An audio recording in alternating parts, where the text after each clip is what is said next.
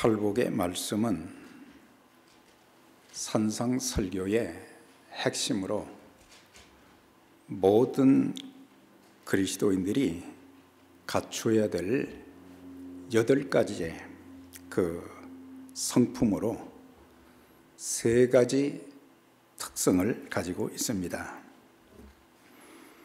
첫째는 예수를 구주로 영접하고 구원받은 자이면은 누구든지 이 8가지의 성품을 갖출 뿐만 아니라 또 이 성품을 가지고 하나님의 영광과 복음을 위해서 아름답게 쓰임받는 삶을 살아가야 할 것입니다. 둘째의 특성은 동시적인 성품으로 이 8가지 중에 어떤 것은 더 중하고 어떤 것은 별로 덜 중요하고 그런 것이 아니라 모든 성품은 다 갖추어야 할 성품으로, 특별히 이 팔복의 시작은 마음이 가난한 자는 복이 있나니 그렇게 시작이 되죠. 그러니까 마음이 가난해야 애통할 수 있게 되는 것이고, 애통하는 자가 되어질 때에 의에 온유한 자가 될 수 있고, 온유한 자가 되어질 때에 의에 줄이고 목마른 자가 되어지며, 또한 의에 줄이고 목마른 자가 될 때에 긍휼히 여기는 자가 될 것이고, 긍휼한 자가 되어질 때에 마음이 청결한 자가 되어지고, 또 화평한 자가 되어지고, 의를 위해서 핍박을 받는 자의 성품이 나타나게 되는 것입니다. 그래서 마음이 가난한 것이 얼마나 중요한가.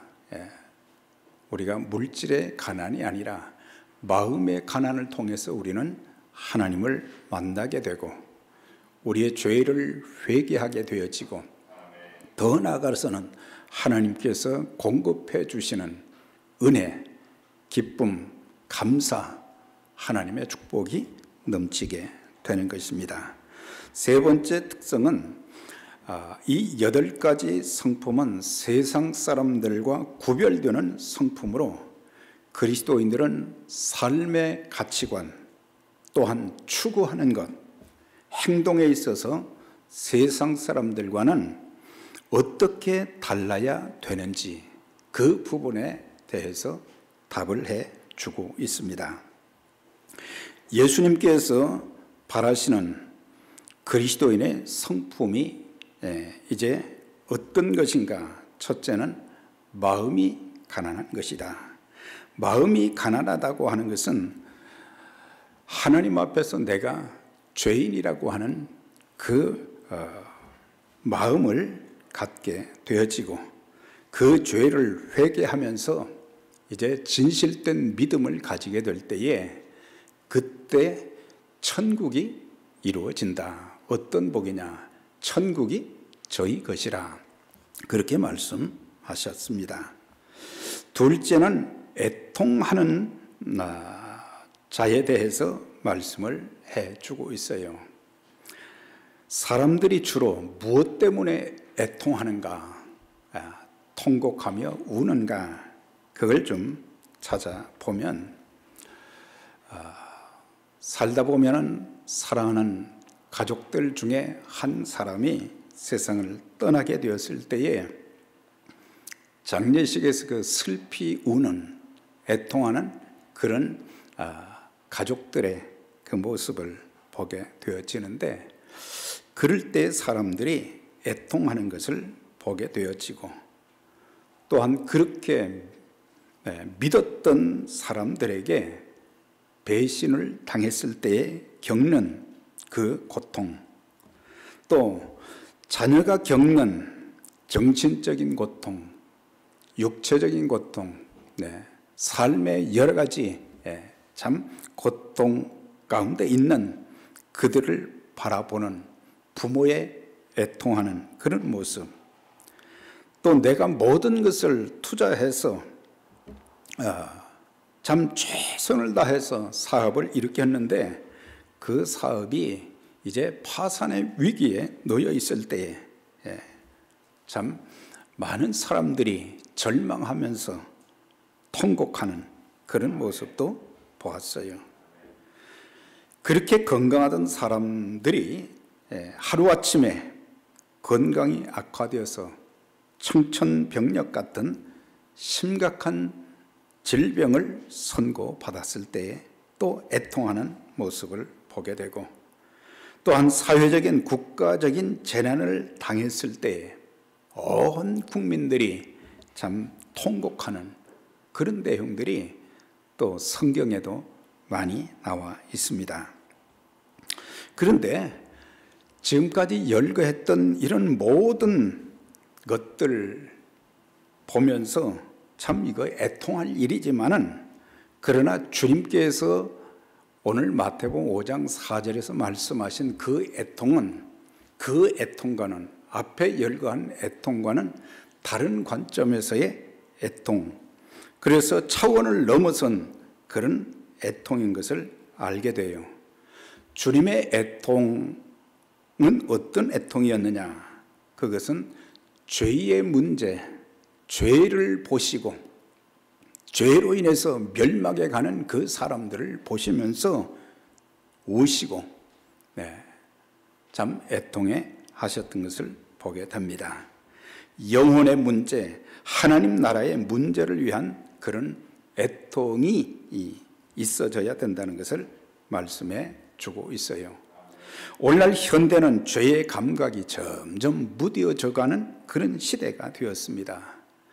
무자비한 살인죄를 짓고도, 사람을 죽이고도 가책도 두려움도 느끼지 않고 부끄러움도 없고, 그래서 갈수록 그 악랄한 모습들이 사람들의 그 모습 속에서 보여지는 것을 보게 되는데, 세상은 그렇다고 할지라도 이제 심지어 그리스도인들까지도 죄악된 세상에 살면서 죄를 경시하는 풍조가 점점 만연해 가고 있다고 하는 것입니다.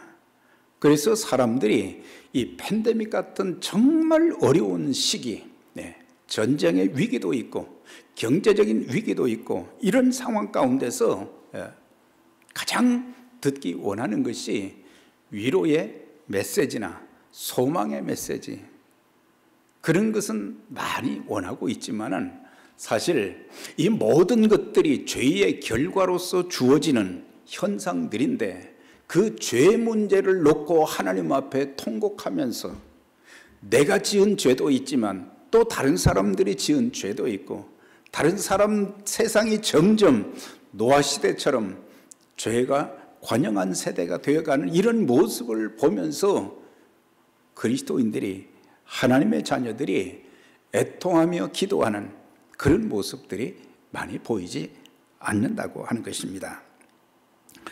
성경에 나타난 이 부흥을 이렇게 쭉 찾아보면은 구약에도 그랬고 신약에도 그랬고, 또 기독교 2000년 역사 속에서도 부흥의 역사가 참 이렇게 많이 일어났는데, 어떻게 해서 이 부흥의 역사가 일어났는가, 그런 것들을 좀 이제 연구를 해보면, 찾아보면은 전부 죄의 애통함 속에서부터, 죄에 대해서 애통하는 것으로부터 시작되었다는 것을 알 수가 있어요. 그래서 모든 사람들이 하나님 앞에 자기 자신들을 이렇게 조명해 보니까, 하나님의 말씀에 비추어 보니까 얼마나 우리가 참 죄를 많이 지었는가, 얼마나 하나님 말씀을 불순종했는가, 우리는 살려달라, 고쳐달라, 회복해달라, 그렇게 참 많은 기도를 하지만 정작 우리가 하나님 앞에서 내가 토설해내야 될, 회개해야 될 그런 죄 문제를 언급하지 않고 왜 도와주시지 않습니까? 우리는 이런 기도를 할 때가 너무나도 많은 거예요. 그래서 첫째는 우리가 이 죄를 회개할 때에 하나님의 성령께서 강력하게 역사하시고 사람들의 마음속에 더럽고 추한 모든 죄악을 다 토설하면서 하나님 앞에 눈물로 기도하고, 그럴 때 하나님의 부흥이 일어날 뿐만 아니라 또한 삶의 문제까지도 해결받는 역사가 있게 되는 것입니다.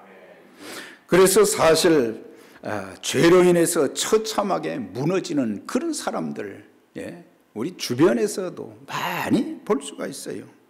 하루아침에 가정이 파괴되어지고 무너지는 그런 가정들이 얼마나 많습니까? 수십 년, 5, 60년이 되었는데도 하나님의 교회들이 무너져가는 소리가 막 들리는 이런 모든 것들이 결국에 하나님과의 관계에서의 문제가 생기다 보니까 결국에 우리의 삶 속에서 하나님이 역사하시는 그 놀라운 은혜를 체험할 수 없게 되는 것을 보게 되는데, 그래서 우리는 이 애통하는 자는 복이 있다, 이 말씀을 통해서 먼저 자신의 죄에 대한 애통이 있어져야 되는 것입니다. 성경에 보면은 계속해서 하나님의 사람들 중에 그 시대를 보면서 그 시대의 사람들이 회개하고 하나님 앞에 돌아올 수 있도록 먼저 자기 자신들이 회개하는 그런 모습들이 많이 있어요. 또 먼저 자기 자신이 하나님 앞에 어떤 존재로 서 있는지 그런 것들을 깨닫고, 예를 들면은 다윗 같은 경우에는 시편 6편 6절에 보면 그가 하나님 앞에 어떤 죄를 지었다, 그건 나오지 않습니다만은 사실 또 열왕기 그 하 이런 데 보게 되면은 자기가 지은 죄, 상하에 지은 그 죄들을 보면은 이제 간음죄를 지었고 살인죄를 지었단 말이죠. 그런데 그런 죄들을 나단 선지자가 책망을 할 때에 그는 내가 하나님 앞에 범죄했다 자복하면서 얼마나 밤을 새워가면서 눈물로 하나님 앞에 애통하는 기도를 드렸는지, 내가 탄식함으로 밤마다 눈물로 내 침상을 띄우며 내 요를 적시나이다. 얼마나 그 죄에 대해서 애통했으면, 그 죄는 엄청난 죄지요. 그렇지만은 자기가 지은 죄가 얼마나 악했는지를 깨닫고 나서는 밤을 새워가면서 하나님 앞에 눈물로 기도했다고 하는 거예요. 다윗은 하나님 앞에서 자기의 죄를 보았습니다.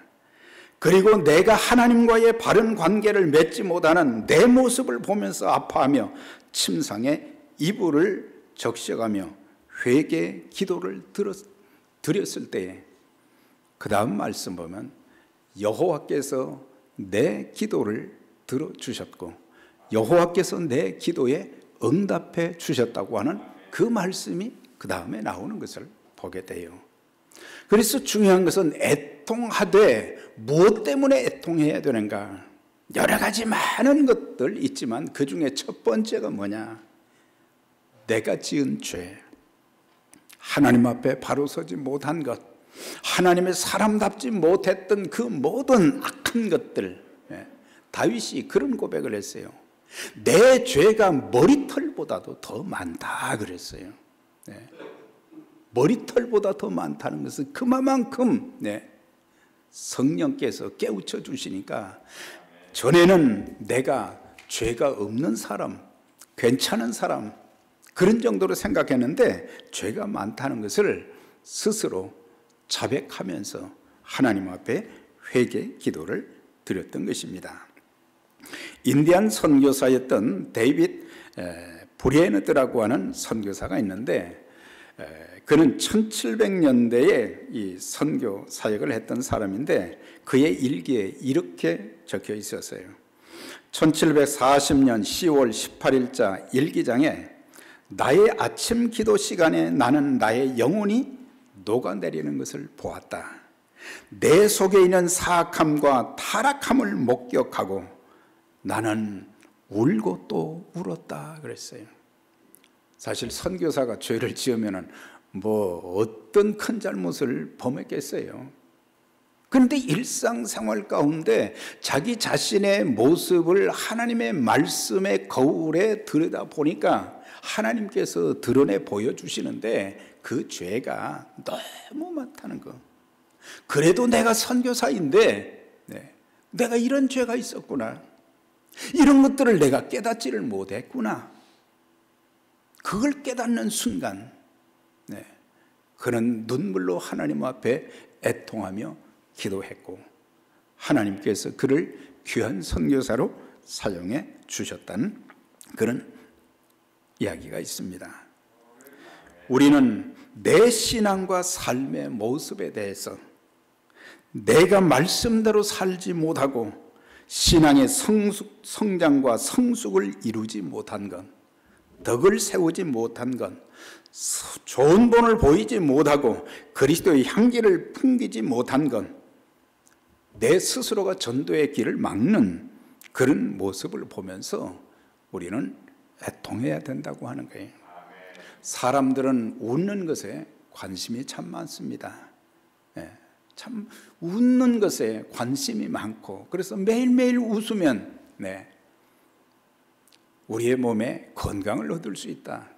그래서 막 억지로라도 막 짜서 막 웃고 그렇지만은 사실 신앙생활을 오래 하면서도 과거에는 그전에는 참 하나님 앞에 예배를 드릴 때마다 하나님 앞에 기도할 때마다 참 눈물 없이는 예배를 드리지 못하고 눈물 없이는 하나님 앞에 기도를 하지 못했던 그래서 눈물로 하나님께 감사의 눈물도 흘리고 때로는 통한의 눈물도 흘리고 회개의 눈물도 흘리고 그래서 눈물이 마를 날이 없었는데 오늘의 시대에 점점 우리의 신앙의 경륜이 늘어감에 따라서 우리의 눈이 사막이 되어버리고 하나님 앞에 울면서 기도하는 그런 모습들을 참 찾아보기 힘든 것을 보게 됩니다.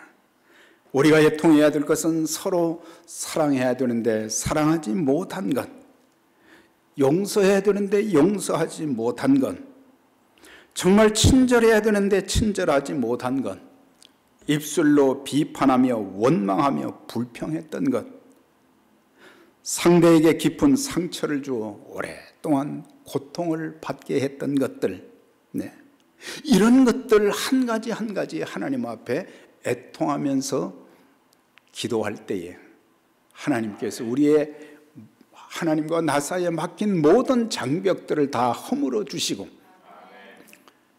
우리의 삶 속에 하나님께서 하는 모든 일마다 열려지는 오픈도어의 역사가 있게 될 것입니다. 저도 가끔 또 이 말씀을 전하면서 스스로 수도 없이 많이 생각을 해봤어요. 그리고 내가 하나님 앞에 바로 서지 못한 것이 무엇인가? 평생토록 신앙생활을 했는데 내 신앙이 이 정도 수준밖에 안 되는가? 참 그런 모습을 보면서 하나님 앞에 참 눈물로 기도한 적도 있는데 저만 그렇게 했습니까? 여러분들 평생 신앙생활 했잖아요. 평생 신앙생활 했지만 하나님의 기대에 참 어느 정도 맞아 떨어지는 그런 정도의 신앙으로 성장하고 성숙해야 되는데 우리의 모습을 보니까 성숙하지를 못한 거예요. 자라지를 못한 거예요. 한 30년 전에 교회들마다 참 많이 불렀던 복음성가가 있어요. 그거는 낮엔 해처럼 밤엔 달처럼 그렇게 살 수는 없을까.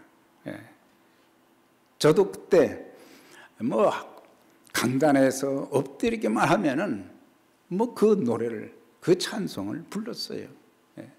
예수님처럼, 바울처럼 그렇게 살 수는 없을까? 남을 위하여 당신들의 온몸을 온전히 버리셨던 것처럼 주의 사랑은 베푸는 사랑, 값없이 거저주는 사랑. 그러나 나는 주는 것보다 받는 것 더 좋아하니 나의 입술은 주님 닮은 듯하나 내 마음은 아직도 추하여 받을 사랑만 계수하고 있으니 예수여 나를 도와주소서. 네, 참 울면서, 그렇게 울면서 이 복음성가를 수도 없이 많이 불렀어요. 그런데 어떻게 된 건지 요즘 시대에는 그 복음성가를 한 번도 불러본 적이 없는, 네, 그 찬송을 부르면서 하나님 앞에 내 모습이 이런 정도밖에 되지 않는가? 나는 정말 바울처럼 살 수는 없을까?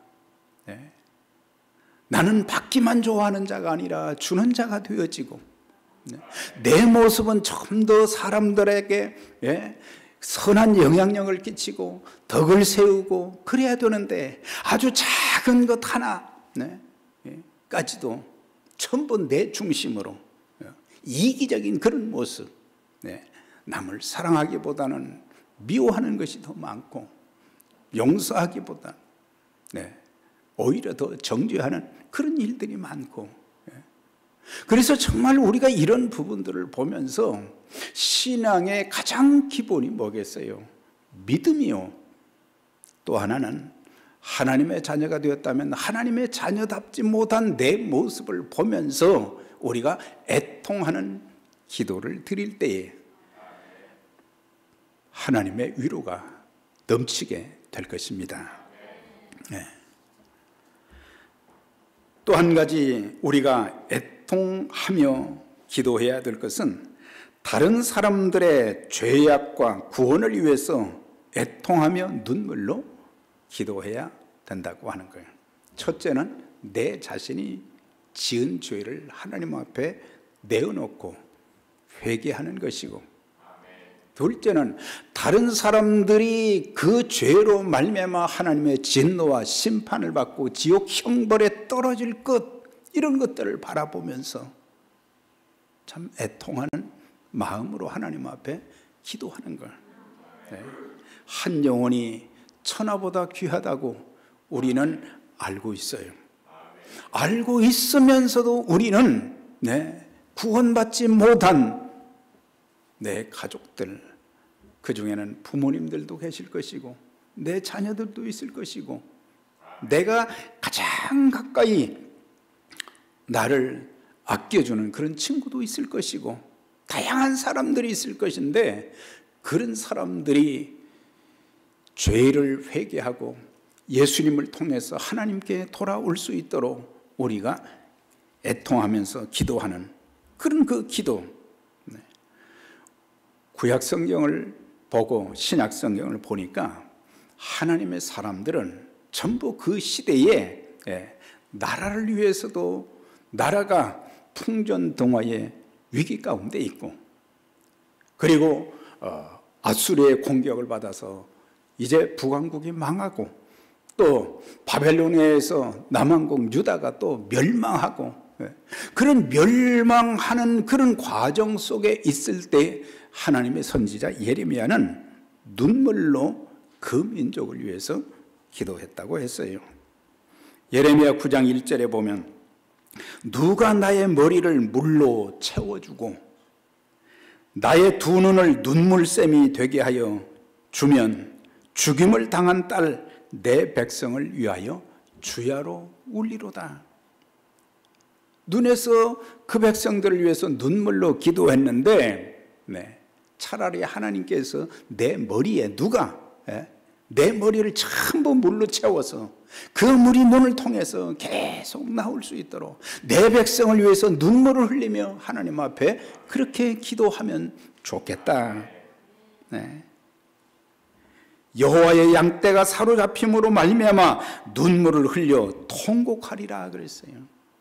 양떼는, 여호와의 양떼는 이스라엘 민족을 말하는 거죠.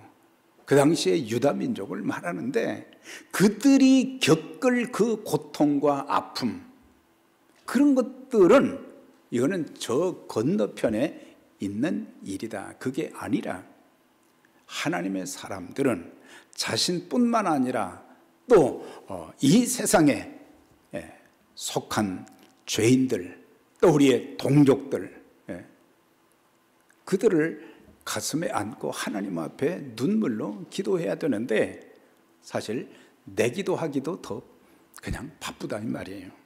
남 기도에 대한 정말 애타는 심정으로 서로서로를 위해서 눈물로 하나님 앞에 기도하는, 거기에 하나님의 능력이 나타나게 되는 거예요. 그런데 우리에게는 그런 눈물이,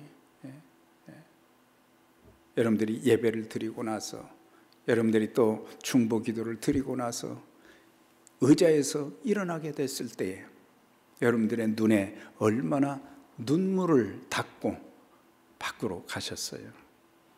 정말 우리가 회복해야 될 것이 바로 예수님께서 원하시는 그 애통하는 자는 복이 있다, 그렇게 말씀해 주고 있어요. 우리가 누가복음 19장에 보면 41절에 예수님께서 이제 공생의 사역을 다 마치시고 하나님의 때가 되셔서 예루살렘으로 올라가셨어요.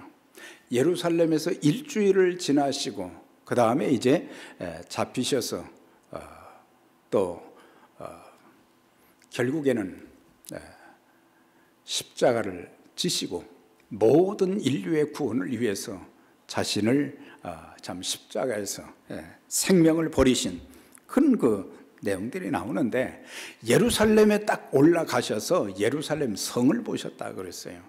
그런데 성 건물을 보았다는 그런 의미가 아닙니다. 물론 건물도 보았지요. 그런데 그 안에 살고 있는 사람들을 보면서 우셨다는 거예요. 성 안에 있는 사람들이 화평에 관한 소식을 너무 몰랐다고 하는 거예요.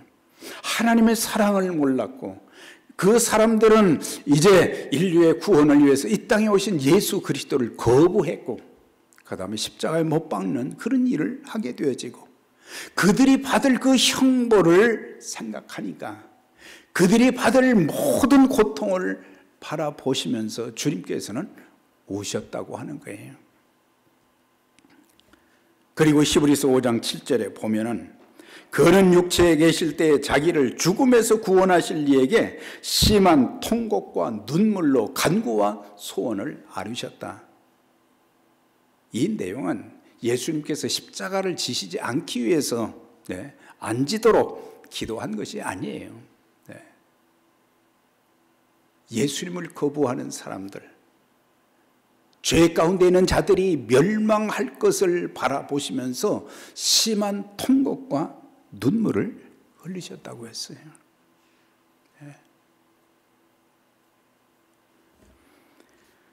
주님이 말씀하셨어요. 누가복음 19장 43절 이하에 보면 날이 이를지라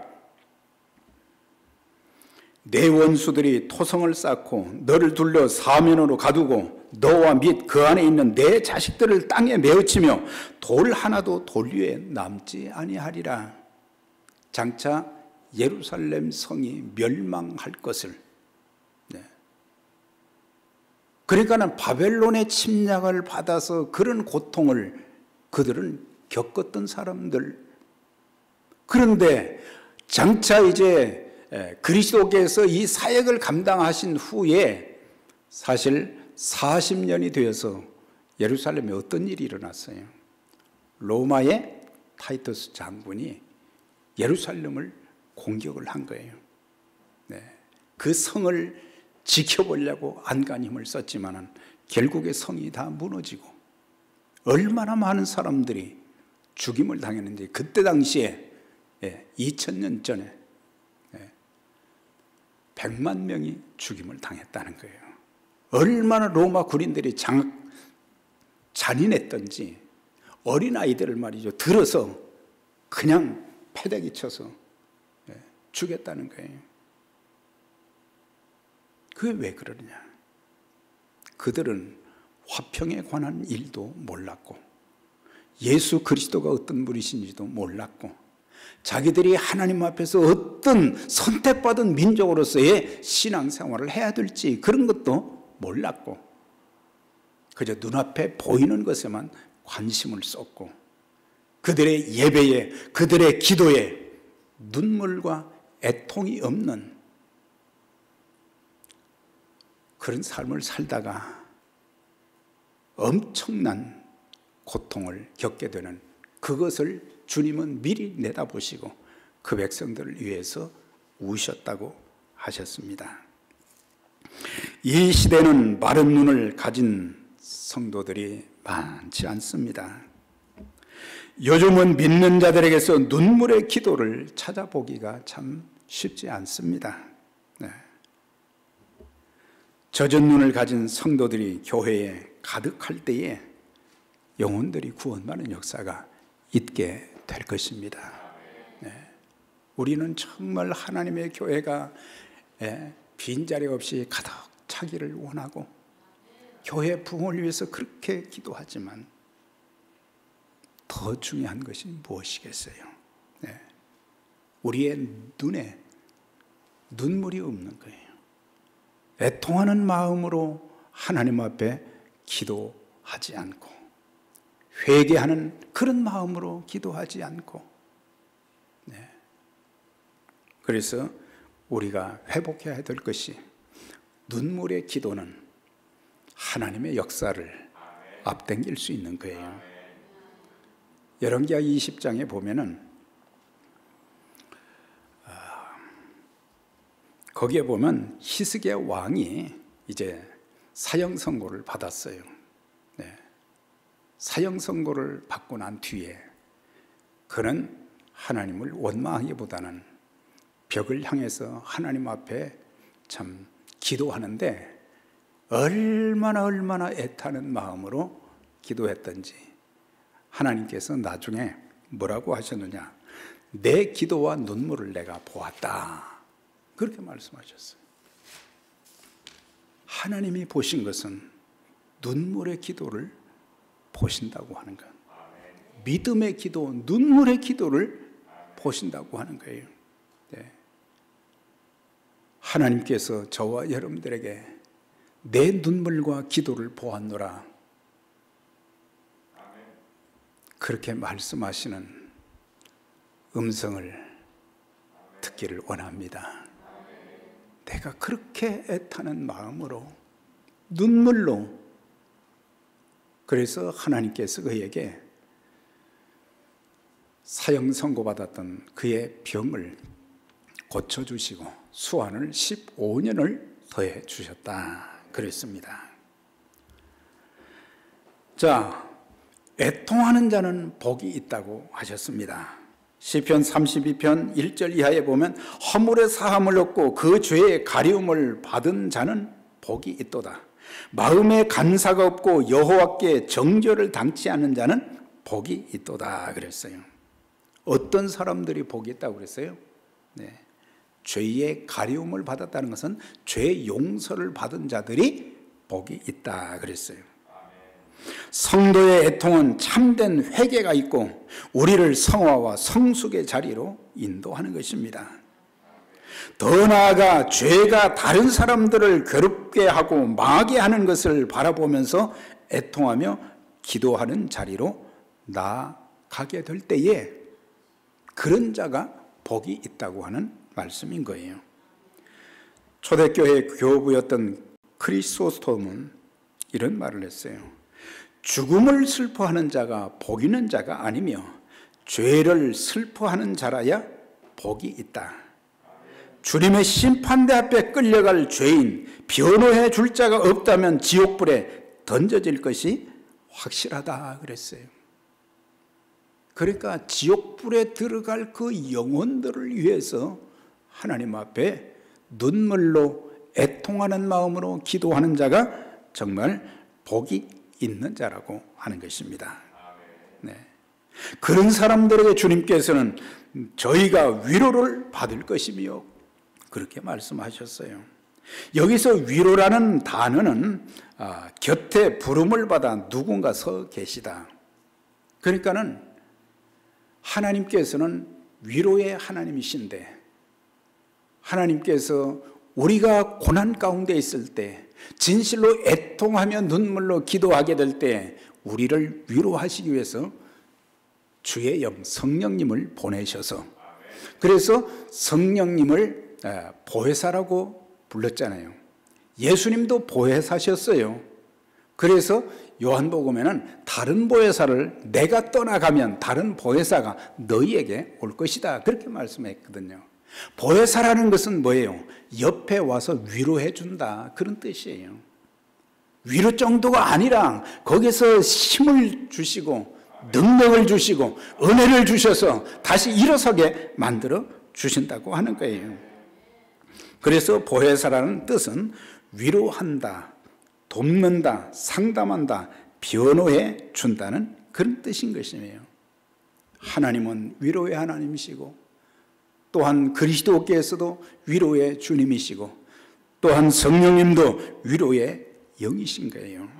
그래서 우리에게 찾아오셔서 애통하며 눈물로 기도하는 자들에게 찾아오셔서 위로해 주시고 다시 일어서게 만들어 주시고 길을 열어 주시고 늘 우리 곁에 다가오신다.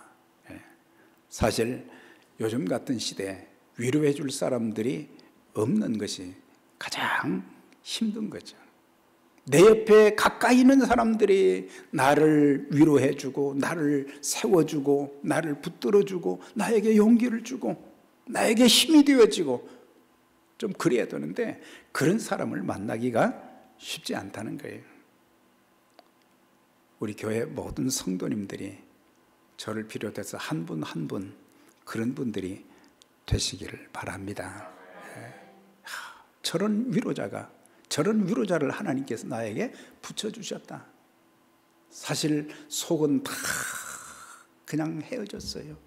얼마나 힘든지 사람들에게 말은 할 수 없고, 그래서 성령님을 통해서 보혜사이신 성령께서 우리를 사용하셔서 또 다른 사람들에게 위로자가 되게 하는 그런 사람들로 쓰임받을 수 있다고 하면 하나님의 교회가 더 결집력이 강해지고 하나님의 귀한 사역을 잘 감당할 수 있게 될 것입니다. 고린도후서 1장 3절에 그랬죠. 찬송하리로다. 그는 우리 주 예수 그리스도의 하나님이시요 자비의 아버지시요 모든 위로의 하나님이시며 모든 환난 중에서 우리로 하여금 하나님께 받는 위로로서 모든 환난 중에 있는 자들을 능히 위로하게 하려 함이니라. 하나님은 우리를 위로해 주시는데, 하나님께서 내가 환난 가운데 있을 때 성령님을 통해 보내주셔서 나를 위로해 주셨다면 나만 위로받는 것이 아니라 위로받은 내가 또 다른 사람들을 위로하고 세워주고 붙들어주고, 그렇게 해서 우리는 함께 믿음 생활하고 함께 하나님의 사역을 감당하고 함께 하나님 나라 확장에 쓰임 받아야 될 것입니다. 끝으로 위로 중에 가장 큰 위로가 무엇이겠어요? 이 땅에서 이제 성령님을 통해서 또 사람들을 통해서 주어지는 위로도 있지만 요한계시록 21장에 보면은 천국에서의 주님의 위로가 기다리고 있습니다. 거기에 보면은 내가 들으니 보좌에서 음성이 나서 가로되 보라 하나님의 장막이 사람들과 함께 있으며 하나님이 저희와 함께 있으리니 저희는 하나님의 백성이 되고 하나님은 친히 저희와 함께 계셔서 모든 눈물을 닦아 주실 것이니, 눈물을 닦아 주신다고 하는 내용이 나와요. 다시 사망이 없고 애통하는 것이나 곡하는 것이나 아픈 것이 다시 있지 아니하리니. 우리가 일평생 세상에 살면서 믿음을 지키기 위해서 얼마나 힘든 과정들이 많았습니까? 일평생 하나님의 말씀에 순종하기 위해서 내 자신을 치고 그리스도에게 복종시키는 그 일이, 그렇게 쉽지는 않았어요. 주님의 몸된 교회를 섬기기 위해서 참 여러 가지 힘든 일들, 말로 표현할 수 없는 일들이 참 많이 있었어요. 때로는 아무도 보지 않는 데서 혼자 눈물을 흘릴 때가 많고, 괴로워할 때도 많고, 억울한 일을 당했을 때도 많고, 답답한 일을 겪을 때도 많았고, 아무도 나에게 위로해 주지 않는데, 이제 주님 나라에 들어갔을 때 그 많은 눈물을 흘렸는데 주님이 그것을 아시고 우리 눈의 눈물을 닦아주시고 위로해 주시고 더 이상은 사망이 없고, 더 이상 이제 울 일도 없고, 아픈 것도 없고, 영원히 주님과 함께 사는 그 복된 위로의 날이 머지않아 오게 될 것입니다. 그런 위로, 주님께 받는 그런 위로. 그래서 애통하는 자는 복이 있나니 저희가 위로를 받을 것이며, 사랑하는 여러분, 오늘의 시대는 눈물이 사라져가는 시대가 되었습니다. 죄를 지어도, 삶을 잘못 살아도, 직분과 사명을 잘 감당하지 못해도, 내 자녀, 내 이웃을 하나님의 형상대로 지음받은 자들이 예수를 믿지 않아 지옥불에 던져질 것을 바라보면서도 눈물의 기도가 없었기에 그 영혼들을 구원하지 못했을 수도 있다고 하는 거예요. 이제 주님께서 흘리셨던 눈물의 기도가 회복되어 성도의 참모습을 회복하고 교회의 참모습, 직분자의 참모습을 회복해서 성령님처럼, 보혜사처럼 우리가 위로하고 도와주고 상담하고 또한 변호해주고, 그렇게 해서 아름다운 신앙의 공동체를 이루어서 복음의 사역에 귀하게 쓰임받는 역사가 있게 되시기를 주의 이름으로 축원합니다.